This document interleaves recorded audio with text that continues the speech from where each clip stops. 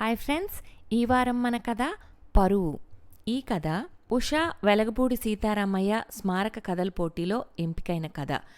ఈ కథ ఫిబ్రవరి 2025 ఉషా మ్యాగజైన్లో ప్రచురితమైంది. రచయిత్రి గోగినేనిమణి, చదువుతున్నవారు రాధికా గోగినేని. మరి కథలోకి వెళ్దామా? పరువు. చిన్నారి చిలకమ్మ దూరంగా ఎగిరిపోతే గూడంతా గోలైపోదా, కొమ్మ కోన చిన్న బోదా అంటూ కీర్తన సన్నగా రాగం తీయగానే అక్కడున్న ఫ్రెండ్స్లో ఓ ముగ్గురు అమ్మాయిలు గట్టిగా అరిచినట్లు 3 భాషల్లో జవాబు చెప్పారు. పోదు, పోనే పోదు, నో నెవర్, నహి కభీ నహి. వాళ్ళ వైపు కీర్తన చురుగ్గా చూసింది. ఇంకొక అమ్మాయి వెంటనే అడిగింది, పాత పాటకి చింతాకంత నీ సొంత కవిత్వం కలిపి ప్యారడీ బాగానే చేసావు గాని నువ్వు పెళ్లి చేసుకుని అత్తారింటికి వెళ్తుంటే మేమంతా దిగులెందుకు పడాలి? కీర్తనలానే దీర్ఘం తీస్తూ కోమలి అనబడే అమ్మాయి రాగం తీసింది. గోరింక గూటికే చేరే వేళ నీకు దిగులెందుకే చిలుక బంగారు మొలక. ఇంకొక అమ్మాయి వెంటనే, అవునే, పెళ్లి చేసుకుని అత్తారింటికి వెళ్ళటం అనేది అందరికీ జరిగేదే, కొంచెం ముందు వెనకగా, అంతే కదా, ఆ మాత్రానికే నీకు ఈ గోల గగ్గోలు ఎందుకు చెప్పు అంటూ మాటల్ని సాగదీసింది. వెంటనే ఇంకొక అమ్మాయి అందుకుంది, కుబేరుడు కొడుకు లాంటివాడు కోరి నిన్ను చేపట్టబోతుంటే ఏదో కష్టం వచ్చినట్లు బాధపడటం ఎందుకో నాకు అర్థం కావటం లేదు. కీర్తన నిట్టూర్చింది. చేపట్టటం కాదే, చెరపట్టాలనుకుంటున్నాడు. తనతో స్నేహంగా తిరగటానికి ఒప్పుకోలేదని పెళ్లి పేరుతో ఇంకో దారిన వచ్చాడన్నమాట. చూడటానికని వచ్చిన రోజే నిశ్చితార్థం అంటూ భారీ నగా నట్రా పెట్టేసరికి మా అమ్మ మురిసిపోయింది. వాళ్ళ అధికారంతో తన పరపతి పెరిగి ప్రమోషన్ రావడం సులువవుతుందని మా నాన్న వాళ్ళకి దాసోహమైపోయాడు. నా అంగీకారాన్ని ఎవరూ అడగాలేదు, అభ్యంతరాల్ని లెక్క చేయలేదు అంటూ ఇంకా ఏదో అనబోతూ అలికిడికి గుమ్మం వైపు చూసింది. అక్కడ చేతిలో పుస్తకాలతో సంజన నిలబడుంది. మా రూమ్లో అందరూ చేరి గోలగోల చేస్తుంటే నేను ఇక్కడ కూర్చుని ప్రశాంతంగా నోట్స్ రాసుకుందామని వస్తే ఇక్కడ అలాగే ఉందిగా అంది కొంచెం నిరాశగా మొహం పెట్టి. కీర్తన చకచకా తన దగ్గరికి వెళ్ళి చేయి పట్టుకుని లోపలికి తీసుకువచ్చి వాళ్ళకు కొంచెం దూరంగా ఉన్న టేబుల్ దగ్గర కూర్చోబెట్టింది. మేం ఖాళీగా ఉండి ఏదో కాలక్షేపం కబుర్లు వెళ్ళబోసుకుంటున్నాంలే, ఇంత మాత్రానికే నువ్వేం వెళ్ళిపోనక్కర్లేదు. ఇక్కడ కూర్చుని చక్కగా నీ పని నువ్వు చేసుకో, అంటే చెవులు మూసేసుకుని చేతులతో రాసేసుకో, మేం కూడా మా కబుర్లకు కొంచెం సౌండ్ తగ్గించి గుసగుసలుగా మార్చుకుంటాంలే అంది అభిమానం చూపిస్తున్నట్లుగా.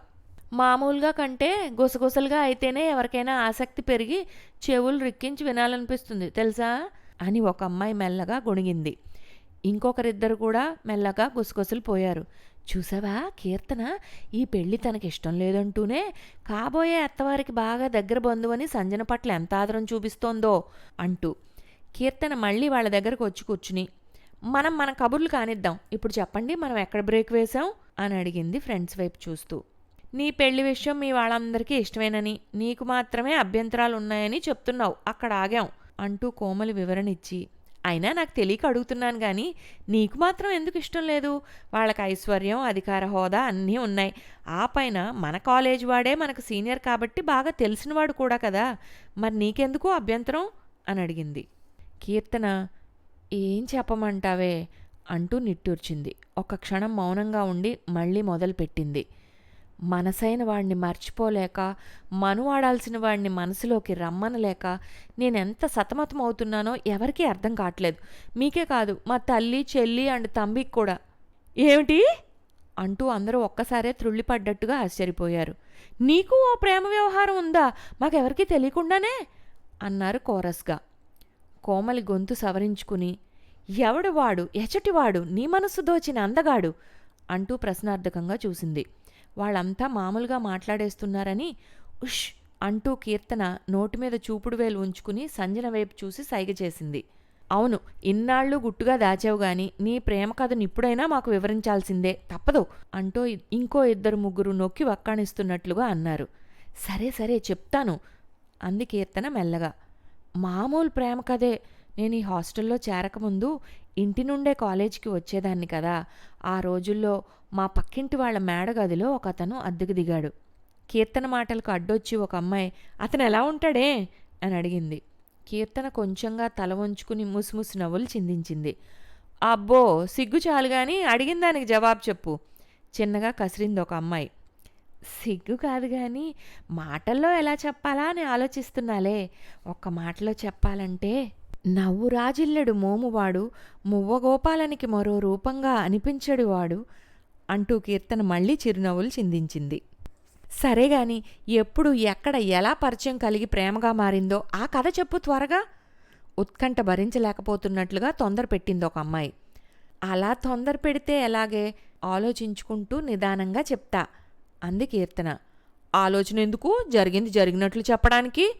ఒక అమ్మాయికి సందేహం వచ్చింది. బాగుంది, సంవత్సరం క్రిందటి సంగతులు కదా, గుర్తు చేసుకుంటూ చెప్పాలిగా. ఆ పైన ఏవి చెప్పవచ్చునో ఏది చెప్పకూడదోనన్నది కూడా ఉంటుందిగా అంది కీర్తన. ఎలాగోలా ముందు మొదలు పెట్టవే అంటూ అందరూ కలిసి తొందర పెట్టారు. మళ్ళీ కీర్తన తన ప్రేమ కథ కొనసాగించింది. నేనొకరోజు కాలేజీ నుండి బస్టాండ్కి నడిచి వస్తుంటే ఎవరో నా పర్సు లాక్కుని పరిగెత్తాడు. అప్పుడు ఆఫీస్ నుండి ఆ దారిని వస్తున్న మా పక్కింటి మేడ మీద అబ్బాయి అతన్ని వెంబడించి పట్టుకుని 2 తన్ని నా పర్సు తీసుకువచ్చి ఇచ్చాడు. అప్పటి నుండి మా పరిచయం పెరిగింది.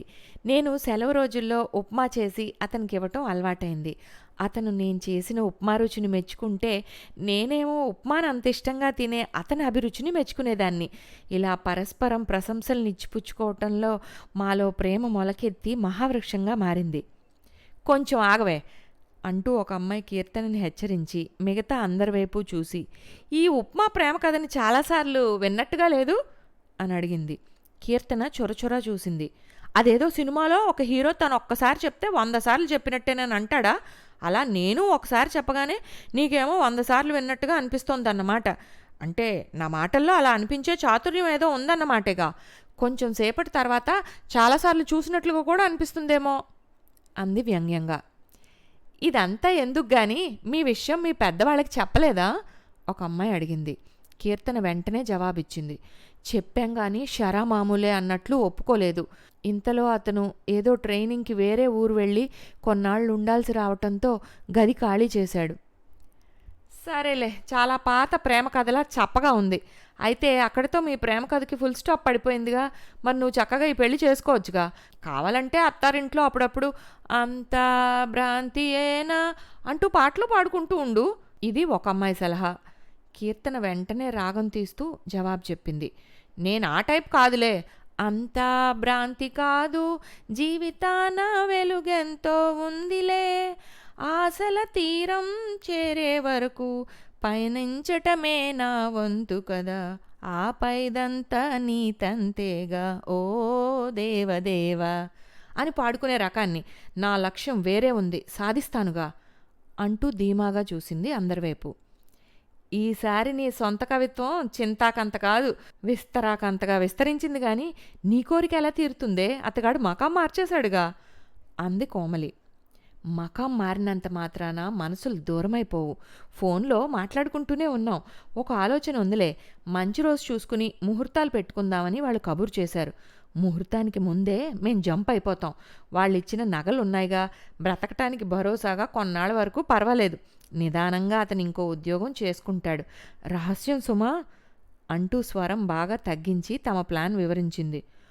అమ్మో, నీకెంత ధైర్యమే, పరువు పోదు ఒక అమ్మాయి విస్తుపోతే కీర్తన అంది. మరేం చేయమంటావే? మా ప్రేమని ఒప్పుకోమని బ్రతిమాలనా వినలేదు. మాకింకో దారి కనిపించటం లేదు. పరువు సంగతి పెద్దవాళ్ళు ఆలోచించుకోవాల్సిన విషయం. సంజన తన పుస్తకాలు సర్దేసుకుని, నా పని పూర్తయిందిలే, మీరు కబుర్లు కొనసాగించుకోండి అంటూ బయటకు వెళ్ళిపోయింది.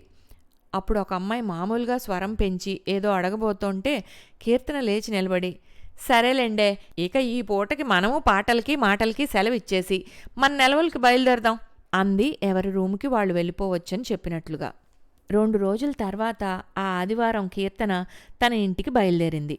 కీర్తన వాళ్ళ నాన్న తన ఆఫీస్కి కొంచెం దగ్గరగా ఇల్లు తీసుకుని మారటం వలన కీర్తన కాలేజీకి చాలా దూరం అయింది. అందుకని ఆ సంవత్సరం కాలేజీ హాస్టల్లో చేరి నెలకో 2 నెలలకో ఓసారి ఇంటికి వెళ్ళి వస్తూ ఉంటుంది. ఇంటికి వచ్చేసరికి ఇంటి వాతావరణం అంతా అదో మాదిరిగా ఉందనిపించింది కీర్తనకు. పెళ్లి ప్రయత్నాల కోలాహలం లేనేలేదు. ఏమిటమ్మా అంతా అదో మాదిరిగా ఉన్నారు? తల్లిని కీర్తన అడిగింది. ఆవిడ భారంగా నిట్టూర్చింది. నిన్నేం జరిగిందో తెలుసా? ఆ పెళ్లివాళ్ళు వచ్చి నువ్వెవరినో ప్రేమించావని, పెళ్లికి ముందు నువ్వు ప్రేమించిన వాడితో లేచిపోయే ప్లాన్లో ఉన్నావని వాళ్ళకి నమ్మకంగా తెలిసిందట. అందుకని అలా పరువు పోకుండా ముందే జాగ్రత్త పడుతున్నామని, పెళ్లి రద్దు చేసుకుంటున్నామని చెప్పి వాళ్ళు ఇచ్చిన నగలు కూడా తీసుకుపోయారే. పోతే పోనీ, ఎలాగూ నీకు ఇష్టం లేని పెళ్ళే కదా అనుకున్నాం కానీ నీలాంటి అమాయకురాలిపై ఇలాంటి అభాండం వేసినందుకు బాధగా ఉంది.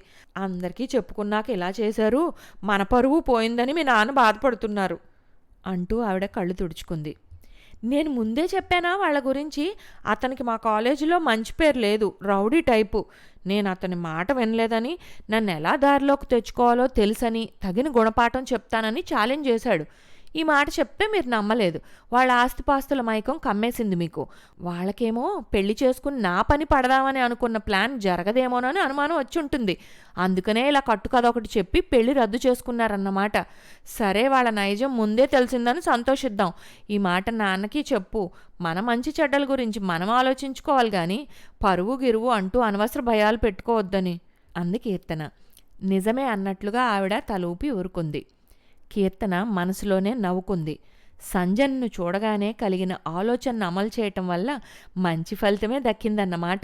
ఏదైనా రహస్యం తెలిస్తే వెంటనే వాళ్లకు చేరవేయాలనే ఉత్సుకత చాలామందికి ఉంటుందని తను ఊహించటంతో అప్పటికప్పుడు కల్పించి చెప్పిన తన ప్రేమ కట్టుకదని నిజమని నమ్మి సంజన తమ బంధువులకి చేరవేయటంతో తనకి తెలియకుండానే పరోక్షంగా బాగానే సాయం చేసింది.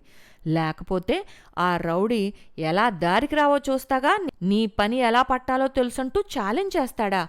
ఈ పెళ్లికి ఒప్పుకోకపోతే పరువు హత్యకైనా వెనకాడనంటూ తన తండ్రే తన్ని బెదిరించటమా? పిల్లలు ప్రేమ లేక చదువో ఇలా ఏ కారణంతోనైనా పెళ్లికి విముఖత చూపిస్తే పెద్దవాళ్లుగా తల్లిదండ్రులు తమకు తెలిసిన మంచి చెడ్డ విడమర్చి చెప్పగలగాలి. పిల్లలు చెప్పే కారణాలని అర్థం చేసుకోవడానికి ప్రయత్నించాలి. అలా కాకుండా ప్రాణాలు తీసుకుంటామనో తీస్తామనో బెదిరించటం తన ఉద్దేశంలో మంచి పని కానే కాదు. ఇద్దరికీ బాగానే బుద్ధి చెప్పగలిగానుగా అనుకున్న కీర్తనకు మనసు తేలికపడింది. ఇక తన ఇష్టప్రకారమే చదువు కొనసాగించి ఉద్యోగంలో స్థిరపడిన తర్వాతే పెళ్లి ఆలోచన చేయొచ్చు అనుకుంటూ కీర్తన సంతృప్తి పడింది. ఇంతటితో పరువు కథ సమాప్తం. వచ్చే వారం ఇంకో కథతో కలుద్దాం.